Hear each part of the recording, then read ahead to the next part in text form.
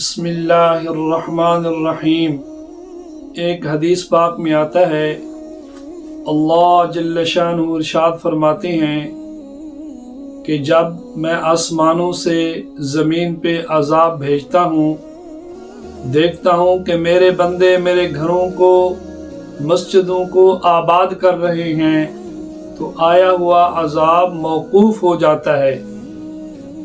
پھر مفہوم ہے حدیث پاک کا کہ جب میرے بندے آپس میں میری رضا کے لیے، میری محبت میں آپس میں محبت کرتے ہیں تو آیا ہوا عذاب ٹل جاتا ہے۔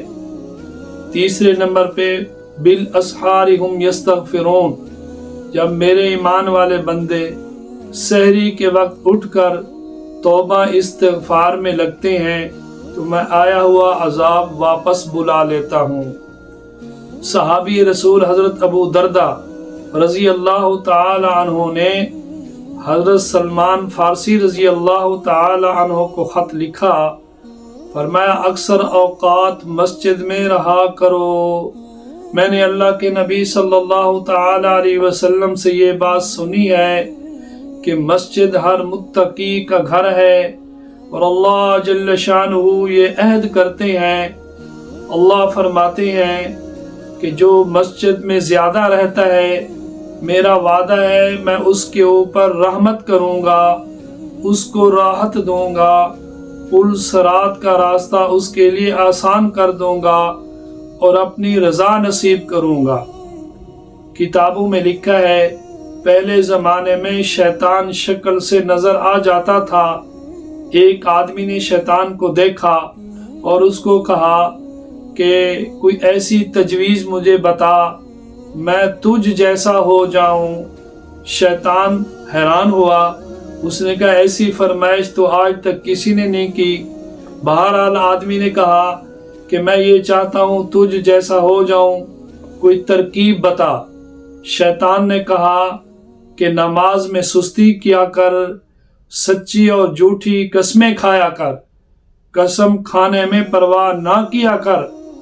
اس آدمی نے کہا میں اللہ سے وعدہ کرتا ہوں کبھی نماز میں سستی نہیں کروں گا اور کبھی قسمیں نہیں کھاؤں گا۔ شیطان نے کہا تو نے چال دے کر مجھے ورغلایا، میں بھی یہ عہد کرتا ہوں آج کے بعد کسی انسان کو نصیحت نہیں کروں گا۔ حدیث پاک کا مفہوم ہے قیامت والے دن چٹیل میدان ہوگا اور ایک آواز لگے گی، ساری کائنات کے انسان اس آواز کو سنیں گے۔ آواز یہ لگے گی، اللہ جل شانہ کی طرف سے فرشتہ کہے گا کہاں ہیں وہ لوگ جو دکھ اور سکھ میں ہر حال میں اللہ کی حمد بیان کیا کرتے تھے۔ تھوڑے سے لوگ اٹھیں گے، بغیر حساب کتاب کے جنت داخل ہو جائیں گے۔ پھر آواز لگے گی کہاں ہیں وہ لوگ جو اللہ کے گھروں کو، مسجدوں کو آباد کیا کرتے تھے، سحری کے وقت اٹھ کے توبہ استغفار کیا کرتے تھے۔ پھر تھوڑے سے لوگ اٹھیں گے، بغیر حساب کتاب کے جنت داخل ہو جائیں گے۔ پھر ایک تیسری آواز لگے گی کہاں ہیں وہ لوگ جن کو تجارت، بے شراء تجارت اللہ کے احکامات سے غافل نہیں رکھتی تھی۔ تھوڑے سے لوگ اٹھیں گے، بغیر حساب کتاب کے جنت داخل ہو جائیں گے۔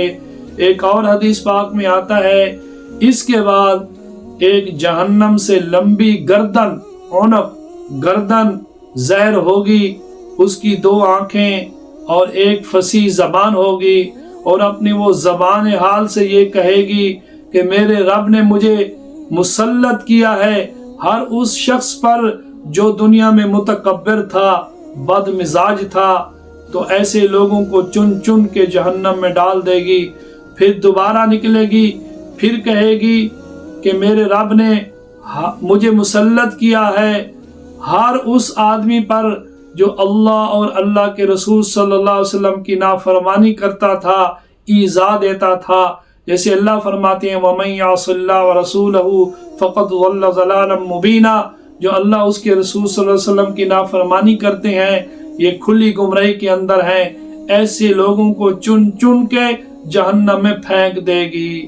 پھر وہ تیسری مرتبہ نکلے گی، پھر آواز دے گی میرے رب نے مجھے مسلط کیا ہے ان لوگوں کے اوپر جو دنیا میں تصویریں بناتے تھے، ایسے لوگوں کو چن کے جہنم میں ڈال دے گی۔